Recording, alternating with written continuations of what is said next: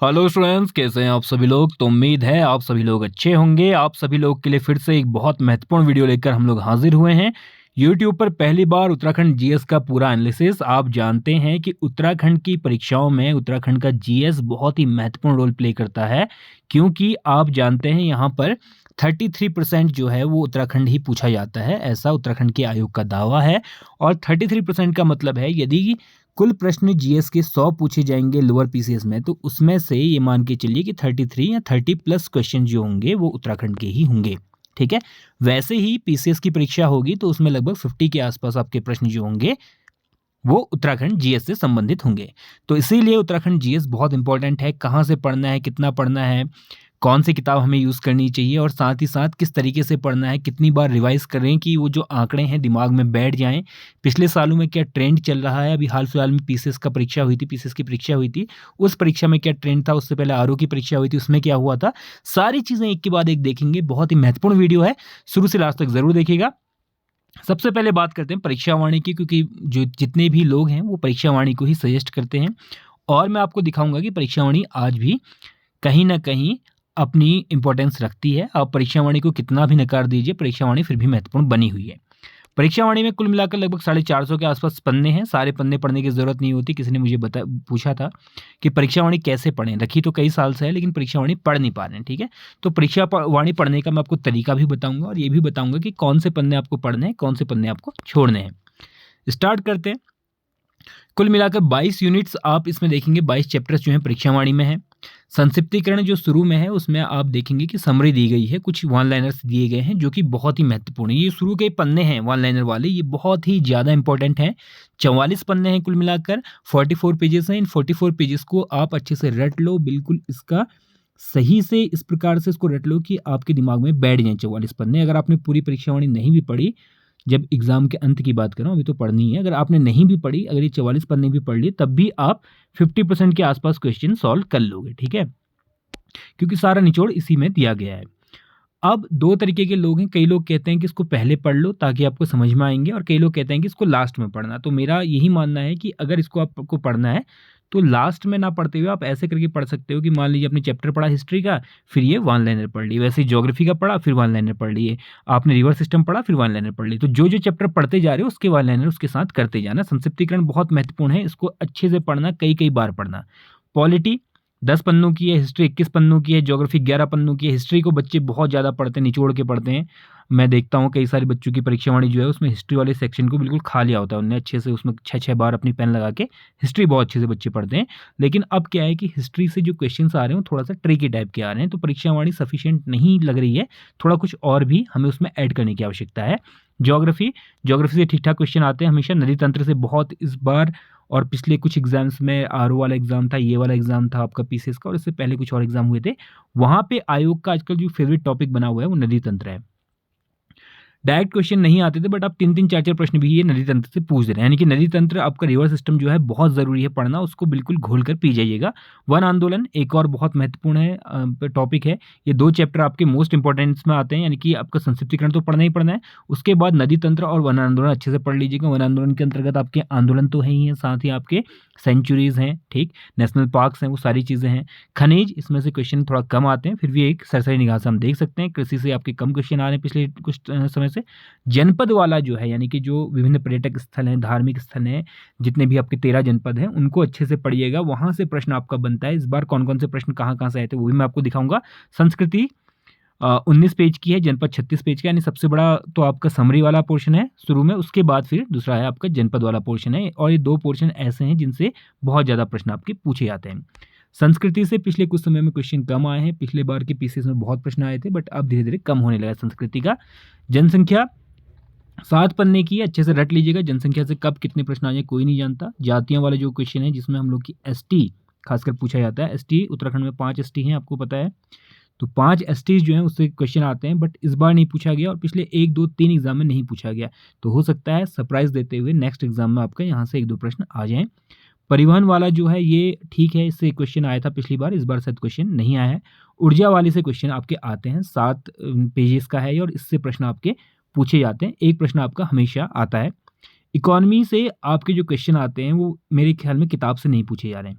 ठीक है। तो इसलिए इकोनॉमी वाले पोर्शन को आप स्किप कर सकते हैं या थोड़ा बहुत सरसरी निगाह से देख सकते हैं, बहुत ज़्यादा महत्वपूर्ण नहीं है। इकोनॉमी जो पूछी जा रही है वो क्वेश्चन कैसे आ रहे हैं वो आपको आगे दिखाऊंगा। योजनाएं 17 पेज की है, योजनाएं कोई 1 या 2 योजनाएं पूछ ली जाती हैं। भाषाओं 12 पेज की हैं, इससे बहुत ज़्यादा प्रश्न नहीं आते हैं। व्यक्तित्व 23 का है, एक प्रश्न आता है। जैसे आरओ में पूछा गया था बछेंद्री पाल कब जाकर चढ़ी थी, मतलब कौन से सन में चढ़ी थी एवरेस्ट पे, वो पूछा गया था। बाकी बहुत कम क्वेश्चन आते हैं। जैसे इस बार आया था आपका निशंक जी के बारे में पूछा गया था कि एचआरडी मिनिस्टर 2019 में कौन था, तो निशंक जी थे। अगर वो वैसे भी आपको थोड़ा बहुत उत्तराखंड की जानकारी तो आप कर लोगे। व्यक्तित्व पढ़ने की बहुत गहनता से जरूरत नहीं पड़ती है, तो इसको आप छोड़ सकते हो। माप तोल वाले से भी बहुत प्रश्न नहीं आते हैं, सरसरी निगाह से देखने वाली बात है, ज़्यादा पढ़ने की जरूरत नहीं है। खेल से आपके करंट अफेयर वाले क्वेश्चन ज़्यादा आते हैं, खेल से आपका जो पुराना जीएस होता है वो नहीं पूछा जाता है। जिला वाला हम लोग ने देख लिया है। करंट अफेयर्स जो है इसमें से मत देखिएगा, करंट अफेयर को बिल्कुल आप छोड़ दीजिएगा। करंट अफेयर को छोड़ने का कारण क्यों है? क्योंकि करंट अफेयर जो है वो आपका, ये किताब है ही नहीं करंट अफेयर की। ये किताब आपकी किसके लिए है? केवल जीएस के लिए। करंट अफेयर के लिए कौन सी किताब है?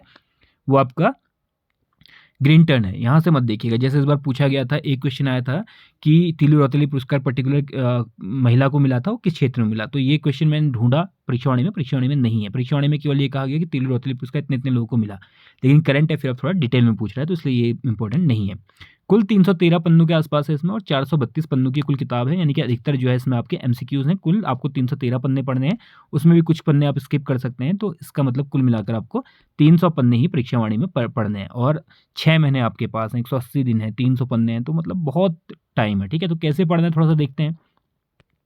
देखिए, नदी तंत्र से किस प्रकार के प्रश्न पूछ रहा है आयोग। जाड़ गंगा और भागीरथी कहाँ मिलती है? भैरव घाटी में मिलती है। ये प्रश्न आप अगर देखोगे तो परीक्षावाणी में आपको शुरू में मिल जाएगा। गिरथी की सहायक नदी, ये क्वेश्चन बाद में डिलीट कर दिया था, ये परीक्षावाणी में भी नहीं था और डिलीट भी कर दिया था आयोग ने। दूधातोली किन दो नदी तंत्रों को अलग करता है? ये आपको मिलेगा जब आप ज्योग्राफी पढ़ोगे, तो ज्योग्राफी में दूधातोली एक सेपरेट सा बॉक्स बना कर दिया है, वहाँ पे दिया है कि उसमें से 5 नदियाँ निकलती हैं, पश्चिमी पूर्वी नयार और ये सब नदियाँ निकलती हैं, पश्चिमी रामगंगा एटीसी नदी निकलती है, आटागाड़ा निकलती है, और वहाँ पर को दिया है कि किन दो तंत्रों को ये अलग अलग करता है, तो ये दिया हुआ है। वैसे जिला सीरीज जो है आपकी, वहाँ से आपके क्वेश्चन आए थे। उल्टा दर्रा कहाँ पर को है, ठीक। दुर्मी ताल कहाँ पर है, पूर्णागिरी कहाँ पर स्थित है, सर्वे ऑफ इंडिया का कार्यालय क्या है। तो 4 प्रश्न यहाँ से आए हुए थे इस बार। आगे देखते हैं। वन आंदोलन से संबंधित प्रश्न आपके पूछे गए थे, यहाँ से 5 प्रश्न है। 7 पन्नों का ये पूरा चैप्टर है, शायद 7 या 8 पन्नों का वन आंदोलन वाला चैप्टर है, और इसमें से आपके 5 प्रश्न आए। तो वन आंदोलन बहुत इंपॉर्टेंट है। उत्तराखंड में कोई भी एग्जाम देने जाओ, आप एफआरओ का देने जाओ, एपीए का देने जाओ, कहीं से कहीं तक जाओ, आपको ये ज़रूर आएगा, क्योंकि हमारे यहाँ पे वन की बहुत अधिकता है। जो इकोनॉमी है खासकर गाँव में, वो पूरी तरह से जंगलों पे बेस्ड है, तो वन से आपके बहुत सारे प्रश्न आते हैं। और वैसे भी आप जानते हैं एनवायरमेंटल जो टॉपिक्स हैं वो इस टाइम पे हॉट टॉपिक्स बने हुए हैं। राष्ट्रीय पार्क जिसे 2015 में प्रोजेक्ट टाइगर के अंतर्गत लाया गया। मेथी आंदोलन कहाँ से प्रारंभ हुआ? मैती आंदोलन, सॉरी मेथी नहीं, मैती आंदोलन है। सर्वाधिक वनावरण जिला वाला कौन सा है? वन्य जीव विहारों को सम्मिलित कीजिए, आदि आदि उसमें सुमेलित करनी थी इस प्रकार से। तो ये दिए हुए थे 5 प्रश्न आपके आए थे, उसमें एक में सन था और एक में उसके स्थान को दिया था। तो ये आपका आया हुआ था, 5 क्वेश्चन यहाँ से आए थे। जनगणना से 3 प्रश्न थे, पॉलिटी से 4 प्रश्न थे, हिस्ट्री से 8 प्रश्न थे, अन्य जगहों से 8 प्रश्न थे। कुल मिलाकर 48 प्रश्न आपके उत्तराखंड से पूछे गए थे। इसमें से 35 क्वेश्चन आपके परीक्षावाणी से थे, यानी कि आपके 72% जो है आज भी परीक्षावाणी आपकी इंपॉर्टेंट है। 72% क्वेश्चन आज भी परीक्षावाणी से सीधे सीधे पूछे जाते हैं।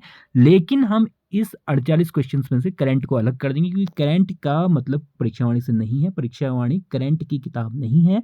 तो इस कारण से हम लोग क्या करते हैं, इसको अलग करते हैं। जब इसके प्रश्नों को 6 प्रश्न करंट अफेयर के हटा दीजिए, तो 81% आपका बैठ रहा है, यानी 81% प्रश्न जो हैं आज भी परीक्षावाणी से सीधे सीधे पूछे जाते हैं, और हर बार पूछे जाते हैं। ठीक है, 80-85% क्वेश्चन हमेशा परीक्षावाणी से पूछे जाते हैं। और कट ऑफ कितनी आती है आपकी? 57%, 60% मान लो कट ऑफ, 60% से ऊपर कट ऑफ नहीं जाती, जिससे आपके हालात वर्तमान समय में है। तो इसका मतलब है कि अगर आपने 81% प्रश्न परीक्षावाणी से पढ़े और उसमें से आप कुछ क्वेश्चन गलत भी कराए, तब भी आप कट ऑफ से ज़्यादा क्वेश्चंस हल कर लोगे। अब आप कहोगे कि हम ये 19% भी करना चाहते हैं, तो उसके लिए फिर आप करंट अफेयर पढ़िएगा, वहाँ से आपके 19% कुछ वहाँ से भी कवर हो जाएंगे। फिर बीएस नेगी पढ़ोगे, जैसे क्वेश्चन पूछा गया था, कौन से मुगल राजा ने गंगा के उद्गम की खोज के लिए दल भेजा था? तो ये आपका परीक्षावाणी में नहीं दिया गया, लेकिन बीएस नेगी में दिया गया है। इस प्रकार से बीएस नेगी को और परीक्षावाणी को साथ साथ लेकर आप चलोगे, तो आपके प्री में बहुत ज़्यादा चांसेस हैं होने के। अगर आप इसमें 81% में अगर बीएस नेगी को भी जोड़ देते हो, तो इसका पूरा परसेंटेज आता है 90% के आसपास। ठीक है, 10% जो है करंट अफेयर के लिए ग्रीन टर्न आपको पढ़नी पड़ेगी, अदरवाइज 90% क्वेश्चन आपकी इन 2 किताबों से पूरे हो जाएंगे। तो इसका मतलब है ये आज भी रिलेवेंट बनी हुई है, इसको आपने छोड़ना नहीं है। ठीक है, तो आगे देखते हैं। 313 पेज लगभग आप कितने दिन में कर दोगे? अगर कोई बहुत नया बच्चा है, मतलब बहुत नया मतलब ये मान के चलिए कि वो आज ही से परीक्षा प्रारंभ कर रहा है, मतलब कल जाता है, कल जाकर फिर वो किताब लेता है और वो कहता है कि मुझे पढ़ना है, तो वो बच्चा क्या करेगा, वो ये लक्ष्य रखेगा कि मुझे 70 दिन में पूरी किताब पढ़ लेनी है एक बार में, ठीक? एक बार कम से कम 70 दिन मुझे लगाने हैं, इत्मीनान से पढ़ो, आराम से पढ़ो। टाइम लगता है, लगाओ चैप्टर में, पेज में टाइम लगता है, उसमें आँकड़ों में टाइम लगता है, जिस चीज़ में भी आपका टाइम लग रहा है लगाओ, कोई दिक्कत नहीं। लेकिन इत्मीनान से पढ़ो, ऐसे पढ़ो कि सब कुछ याद हो जाए। ऐसे नहीं पढ़ा कि एक दिन 20 पेज पढ़ लिया और 20 में से आपको याद कुछ नहीं रहा। ऐसे करो कि एक दिन में 5 ही पेज पढ़ो, लेकिन क्या करो, आराम से पढ़ो, बढ़िया तरीके से पढ़ो, ठीक है? तो 70 दिन में आपको कम से कम ये किताब खत्म करनी है। अगर आपको पहले से आती है तो आप 50 दिन में खत्म कर सकते हो। फिर भी मुझे लगता है 50 से ज़्यादा दिन लगाओ। आराम से बढ़िया-बढ़िया तरीके से 2-2 3-3 घंटा बैठ के उसको कई बार हाइलाइट करके अच्छे से पढ़ो। तो 70 दिन में आप पहला रिवीजन करेंगे, फिर दूसरा रिवीजन आप 20 दिन में करेंगे, तीसरा रिवीजन आप 10 दिन में करेंगे। कुल मिला के 100 दिन का आपका ये बन गया। 100 दिन का मतलब कितना हो गया आपका? 3 महीना, 3 महीना मतलब दिसंबर, जनवरी, फरवरी। फरवरी कंप्लीट आपका लग जाएगा इसमें, ठीक है? मार्च तक आपका पूरा ये पहला हो गया होगा, मतलब 3 बारी मार्च तक आपकी खत्म हो गई होगी, ठीक? जब मार्च तक ये खत्म हो जाए तो इसी के साथ-साथ आपको बीएसएनए की भी पढ़नी है और ये 2 किताबें पढ़ के आपका प्री का काम तो चल जाएगा। तो पहले दिन 70 फिर 20 फिर 10, अगर आपको थोड़ा ज़्यादा अच्छे से आती है तो इसमें पहली बार रीडिंग में 85 दिन लगाओ, अगली बार की रीडिंग में 20 दिन लगाओ, तीसरी बार की रीडिंग में 10 दिन लगाओ, यानी कि 80 दिन तो कम से कम 2 ही 3 बार के रिवीजन के लिए। 3 बार आपने रिवाइज़ कर लिया इसको और बीएस नेगी को, तो उसके बाद फिर आपको कुछ और पढ़ने की आवश्यकता नहीं पड़ेगी। आगे देखते हैं थोड़ा-सा। देखिए अब किसको पढ़ने के लिए आपको कितना टाइम देना है। पहले वन और संबंधित आंदोलन 11 पेज हैं, इसको 3 दिन लगाओ आराम से, बहुत ज़्यादा नहीं है, डेटा है थोड़ा बहुत। आईएसएफआर की रिपोर्ट दी हुई है 2021 की, उस रिपोर्ट को अनुसार देख लीजिए कि कौन से ज़िले में कितना परसेंट वन है, कौन से ज़िले में कितना वो है आपका नेशनल पार्क, कौन सा कहाँ पे है, सेंचुरी कौन सी कहाँ पे है, किसका कितना क्षेत्रफल है, वो सारी चीज़ें आप देख लीजिएगा। तो वन और संबंधित आंदोलन आपके 11 पन्नों के हैं, 3 दिन आराम से लगाइएगा, कोई दिक्कत नहीं है। इतिहास से 8 प्रश्न आए हैं, इसमें आप 12 दिन लगाइएगा, ठीक? इतिहास में 12 दिन मैं इसलिए कह रहा हूँ क्योंकि इतिहास में तथ्य बहुत हैं। परीक्षावाणी में तो कम दिए हैं, बीएस नेगी में आपके बहुत सारे तथ्य हैं, तो उन तथ्यों को रटने में, उन तथ्यों को याद करने में आपको 12 दिन कम से कम लग जाएँगे। भूगोल और नदी तंत्र को 12 दिन मान के चलिए, क्यों? यहाँ का मुझे लगता है कि जो नदी तंत्र है वो बड़ा ही कॉम्प्लिकेटेड टाइप का है। समझ में नहीं आता है कि जैसे वहाँ से आपकी मान लीजिए उत्तरकाशी से भागीरथी निकलती है, तो भागीरथी फिर दाएँ साइड से भी कुछ नदी आ रही है, बाएँ साइड से भी आ रही है, क्योंकि पहाड़ सारे हैं, तो इस कारण से नदियाँ बहुत सारी हैं और उसकी इतनी सारी नदियाँ हो जाती हैं कि कन्फ्यूज़न होता है कि कहाँ पे कौन-सी मिली, कौन-सी किधर से आई, किधर से कौन-सी आई, तो बहुत कन्फ्यूज़न होता है। तो इसलिए नदी तंत्र में आराम से डायग्राम बना के बढ़िया तरीके से टाइम लगाइए और 12 दिन लगाइए नदी तंत्र और भूगोल। भूगोल का मतलब है कौन-सी चोटी ऊँची है, कौन-सी चोटी उससे थोड़ा छोटी है, ईटीसी-ईटीसी उसमें लगाइएगा। जिलों में 13 दिन लगाइए, 13 जिले हैं, आराम से बैठ के बढ़िया तरीके से उसकी एक्स्ट्रा नॉलेज भी आप ले सकते हैं, मतलब बीएस नेगी को बढ़िया तरीके से पढ़िए, पिछले सालों के पेपर देखिए, जिलों से संबंधित और जानकारी इकट्ठा करने का प्रयास कीजिए, जैसे वहाँ पे कौन-कौन से बुग्याल हैं, कौन-कौन सी वहाँ पे चोटियाँ हैं, कौन-कौन से कुंड हैं, कौन सी नदी वहाँ से निकलती है, जो शहर है वो कौन से नदी के किनारे है। उदाहरण के तौर पर अगर हम पौड़ी देखें तो पौड़ी में श्रीनगर कौन सी नदी के तट पर बसा हुआ है, ठीक? उसके बाद हम लोग देखते हैं कि वहाँ पे कौन-सा कॉलेज है, जैसे रांची का स्टेडियम है, तो कौन-सा कहाँ पे है, किस तरह से है, उसके बारे में पढ़िएगा। वहाँ पे कौन-कौन से मेले लगते हैं, आदि-आदि, कमलेश्वर मंदिर कहाँ पे है, इस तरह की चीज़ें आप लोग देखिएगा। पूरा-पूरा उसको अच्छे से पढ़ने का प्रयास कीजिए। एक दिन में एक ही पढ़िए, लेकिन बहुत सॉलिड तरीके से पढ़िए, बढ़िया तरीके से पढ़िए। जनसंख्या में 2 दिन से ज़्यादा लगने का मेरे ख्याल में नहीं है, उसको रटना ही पड़ता है कि सबसे पहले नंबर पे कौन से हरिद्वार है, अल्मोड़ा है, जो भी है उसके बारे में आप 2 दिन में कर लेंगे। पॉलिटी को 4 दिन दीजिए। पॉलिटी को 4 दिन क्यों देना है? क्योंकि पॉलिटी में कुछ एक्स्ट्रा पढ़ने की भी ज़रूरत है। उदाहरण के तौर पर एक प्रश्न आया था कि उत्तराखंड की न्यायपालिका में चीफ जस्टिस इनमें से कौन-सा व्यक्ति नहीं रहा है? यानी कि चीफ जस्टिस की लिस्ट पूछ दी है। मुझे लगता है परीक्षावाणी का जो नया एडिशन आएगा उसमें चीफ जस्टिस की लिस्ट भी दी होगी। इस बार के एडिशन में तो नहीं दी है क्योंकि आज तक पूछा नहीं था इस प्रकार का। उसमें केवल ये दिया है कि पहले कौन थे, लेकिन अब वो शायद पूरी लिस्ट भी देगा। तो इस तरीके से थोड़ा-सा पॉलिटी को आपको एक्स्ट्रा पढ़ने की आवश्यकता है। एक क्वेश्चन आया था, पहली महिला चीफ जस्टिस उत्तराखंड की कौन बनी है? ठीक? तो ये तो खैर करंट का क्वेश्चन हो गया, बट जीएस के क्वेश्चन में अगर हम लोग देखें तो हमें आज तक चीफ जस्टिस की लिस्ट पूरी-पूरी नहीं देता था परीक्षावाणी। शायद इस बार नई एडिशन में देगा, तो पॉलिटी को थोड़ा-सा अच्छे से पढ़िएगा, कितनी तहसीलें हैं, कितने ब्लॉक हैं, कौन से ज़िले में कितनी विधानसभा सीट्स हैं, आदि-आदि उसको अच्छे से देखिएगा पॉलिटी को। टाइम लगाइए 4 दिन आराम से। संस्कृति में 4 दिन, किसी को ज़्यादा टाइम भी लग सकता है तो 6 दिन लगाइए आराम से। संस्कृति में बहुत सारी चीज़ें हैं, गीत हैं, परिधान हैं, बहुत सारी चीज़ें हैं, तो संस्कृति में टाइम लग जाता है। कुछ लोगों का अपना-अपना परसेप्शन भी होता है, अपना कम्फर्ट भी होता है। जैसे मान लीजिए पॉलिटी वो 2 ही दिन में ख़त्म कर सकता है, संस्कृति में उसे 6 दिन लग जाएँ, तो अपना अलग-अलग है। उसी प्रकार से जातियों में अगर आप देखें तो आपका जो 5 यहाँ पे एसटी जातिज़ हैं उसके बारे में, और कुछ जातियों का उद्गम है। जैसे एक क्वेश्चन पिछली बार पूछा गया है लोअर पीसीएस में कि इनमें से कौन-सी जाति जो है वो स्थान के आधार पर नामित नहीं है, जोशी शायद उसका आंसर था। तो इस प्रकार से कुछ-कुछ क्वेश्चन आप देखिएगा, उसको बीएस नेगी के साथ लेते हुए पढ़िएगा तो आपको थोड़ा ईज़ी पड़ेगा। समरी जो शुरू के पेज दिए हैं आपको, 44 पेज दिए हैं, उसके लिए मेरे ख्याल में 10 दिन लगाइए, आराम से 10 दिन लगाइएगा बढ़िया तरीके से। बाकी अन्य के लिए 7 दिन। अन्य का मतलब है जो एमसीक्यूज़ दिए गए हैं, जो छोटे-मोटे टॉपिक हैं, जैसे एग्रीकल्चर वाला टॉपिक है, खनिज वाला टॉपिक है, कौन सा खनिज कहाँ पे मिलता है, उसके लिए 7 दिन मेरे ख्याल में बहुत होंगे। अब मैंने अगर कहा कि इतिहास में 12 दिन लगाइए, तो ज़रूरी नहीं कि 12 ही लगाएँ।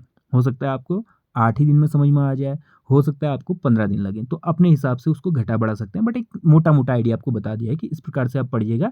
दिन में अगर आप 2 घंटा, 3 घंटा, 2 घंटा भी पढ़ लोगे उत्तराखंड अभी से, जीएस उत्तराखंड का, तो आराम से मार्च तक आप 3 बार तो उसका रिवीजन कर ही लोगे, ठीक है? पेशेंस रखने हैं, हल्के-हल्के, धीरे-धीरे पढ़िए, बहुत ज़्यादा लोड नहीं डालना अपने ऊपर। मार्च तक अगर 3 बार कर दोगे, तो जो अप्रैल में आरओ वाला एग्ज़ाम होने वाला है, कुछ बच्चों ने भरा होगा, उसकी प्रिपरेशन भी अच्छे से आपकी हो जाएगी, ठीक है? तो ये तो बात रही आपकी परीक्षा वाणी कैसे पढ़नी है और जीएस को कैसे पढ़ना है। उसके अलग अगर इसके इतर भी आपको कुछ और पढ़ना है, कुछ और दिक्कतें हैं, तो आप कमेंट कर सकते हैं। बाकी आपके लिए मेल आईडी खुली हुई है, मेल कर सकते हैं। मेल आईडी है वही हमेशा की तरह, job mentor, MENTOR mentor, job JOB@gmail.com। तो जल्दी ही मिलेंगे एक नई वीडियो के साथ। तब तक के लिए ध्यान रखें आप लोग अपना। धन्यवाद।